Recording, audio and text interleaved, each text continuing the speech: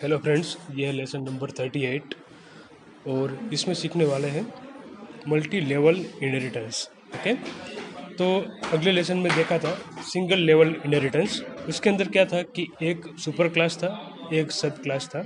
Okay, तो उसे बोलते हैं सिंगल लेवल इनहेरिटेंस। तो इस लेसन में हम सीखेंगे मल्टी लेवल इनहेरिटेंस। तो इसमें क्या होगा कि इनहेरिटेंस का लेवल होता है। देखिए, ये class A, class B, class C लिखा है। तो और क्लास ए जो है वो सुपर क्लास है क्लास बी के लिए, क्लास बी सुपर क्लास है क्लास सी के लिए। तो इस तरीके से सुपर क्लास सब क्लास की चेन बनती है। ओके, तो ये होता है मल्टी लेवल इनहेरिटेंस। ओके, एक सुपर क्लास है, उसका ये सब क्लास, उसका भी सब क्लास, और उसका भी आप सब क्लास ले सकते हो। तो मल्टी लेवल इनहेरिटेंस इसे बोलते हैं। ओके, मल्टीपल लेवल होते हैं इसके अंदर। तो देखिए वो कैसे इम्प्लीमेंट करना है सी शार्प के अंदर। तो फाइल मेनू, न्यू प्रोजेक्ट बनाते हैं हम।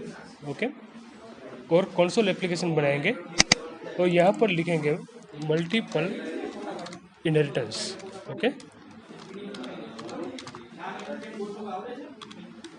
Multiple inheritance.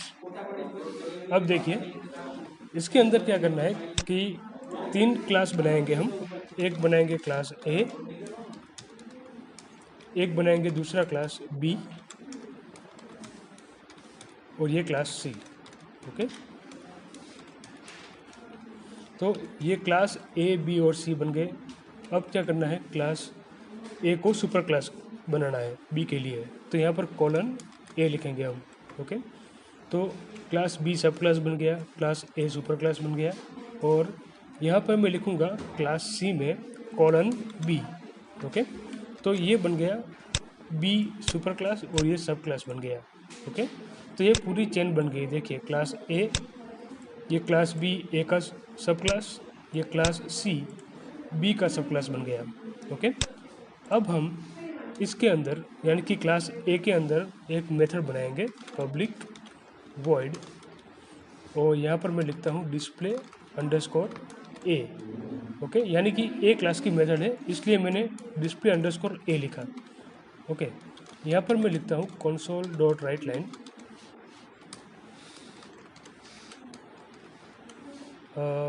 Display from A class. Okay, display from A class. Okay, तो देखिए क्योंकि बी क्लास जो है वो ए क्लास का सब क्लास है। ओके, तो बी क्लास के अंदर कौन सी मेथड आएगी, डिस्प्ले अंडरस्कोर ए मेथड इसके अंदर आएगी, बी के अंदर भी। यानी कि बी क्लास का ऑब्जेक्ट यूज़ करके आप ये मेथड कॉल कर सकते हो। और ये सी क्लास है तो वो भी बी का सब क्लास है। ओके, तो डिस्प्ले अंडरस्कोर ए मेथड यहाँ पर भी आएगी। ओके, तो क्लास बी के अंदर भी डिस्प्ले अंडरस्कोर ए मेथड आ जाएगी और क्लास सी के अंदर भी डिस्प्ले अंडरस्कोर ए मेथड आ जाएगी, क्योंकि सी जो क्लास है वो बी के साथ जुड़ा हुआ है और बी क्लास ए के साथ जुड़ा हुआ है। ओके, तो इसीलिए ये डिस्प्ले अंडरस्कोर ए मेथड आप तीनों क्लास का ऑब्जेक्ट का यूज़ करके कॉल कर सकते हैं। ओके, देखिए मैं सबसे पहले ए क्लास का ऑब्जेक्ट बनाता हूँ, न्यू ए। ओके, फिर बी क्लास का ऑब्जेक्ट बनाता हूँ, न्यू बी, और ऑब्जेक्ट बनाता हूँ सी क्लास का। Okay, equal to new C. तो A dot display underscore A ये भी लिख सकते हो आप, B dot display underscore A ऐसे भी आप कॉल कर सकते हो, और सी का ऑब्जेक्ट सी क्लास का ऑब्जेक्ट का यूज़ करके भी ये मेथड आप कॉल कर सकते हो। ओके, लास्ट में लिखना होगा कंसोल डॉट रीड की। ओके, तो देखिए ए बी सी तीनों क्लास का ऑब्जेक्ट का यूज़ करके आप ये मेथड कॉल कर सकते हैं, क्योंकि ये डिस्प्ले अंडरस्कोर ए मेथड जो है वो ए क्लास की मेथड है। ओके, तो ये तीनों के ऑब्जेक्ट का यूज़ करके आप कॉल कर सकते हो इसको।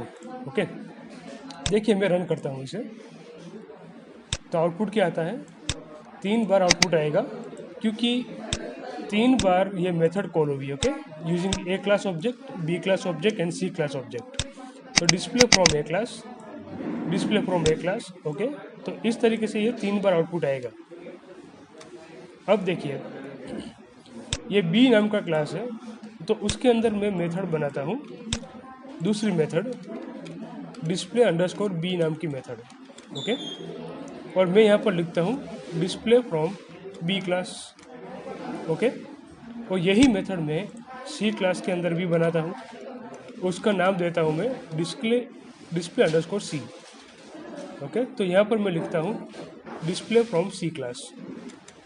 ओके, तो अब क्या होगा देखिए, ये जो ए क्लास है उसके अंदर एक ही मेथड है डिस्प्ले अंडरस्कोर ए क्लास, तो इसके अंदर कितनी मेथड है, एक मेथड। ओके, ये बी क्लास है तो उसके अंदर 2 मेथड है, टोटल 2 मेथड, क्योंकि डिस्प्ले अंडरस्कोर 1 ए मेथड वो सुपर क्लास में से आती है और डिस्प्ले अंडरस्कोर बी हमने यहाँ पर क्रिएट की, तो बी क्लास के अंदर टोटल मेथड कितनी है, 2 मेथड है। तो यहाँ पर मैं लिखता हूँ 2 methods in B class. Okay, तो ये आपको याद रखना है कि जब भी इनहेरिटेंस परफॉर्म होता है तो जो भी पब्लिक मेथड होती है वो सब क्लास के अंदर आती है, प्राइवेट मेथड नहीं आती है। ओके, तो बी क्लास के अंदर टोटल 2 मेथड आएगी, ये ए वाली मेथड और बी वाली मेथड। ओके, तो बी क्लास का ऑब्जेक्ट का यूज़ करके आप 2 मेथड कॉल कर सकते हो, B dot display underscore B. Okay, इस तरीके से।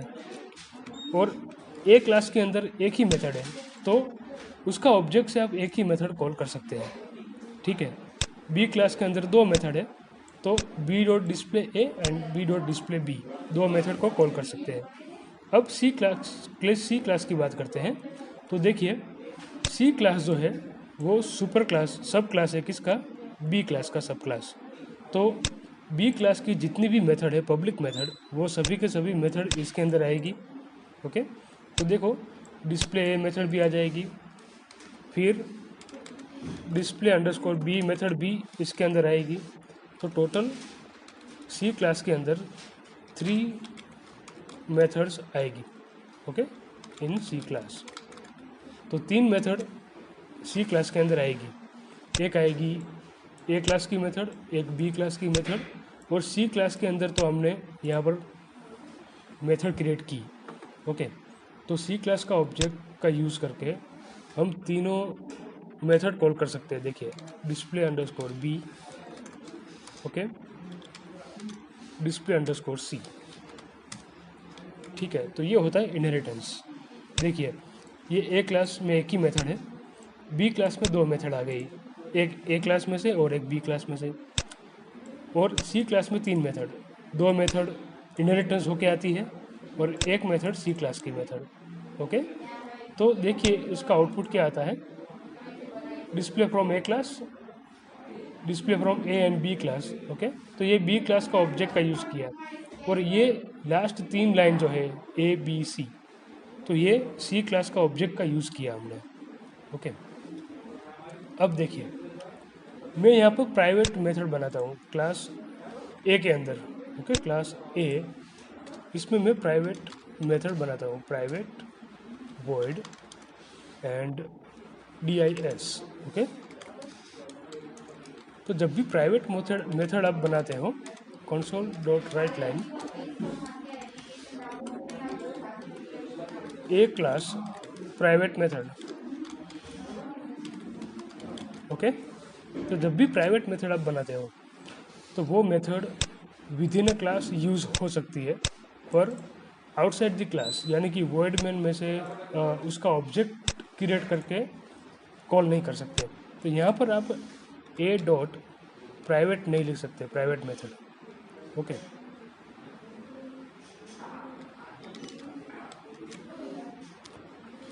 तो इस तरीके से आप प्राइवेट मेथड बनाते हो तो विद इन अ क्लास आप कॉल कर सकते हो। देखिए ये डिस्प्ले अंडरस्कोर ए मेथड जो है, ओके, तो उसमें से आप प्राइवेट मेथड को कॉल कर सकते हो, ये यहाँ से कॉल हो सकती है dis और इस तरीके से।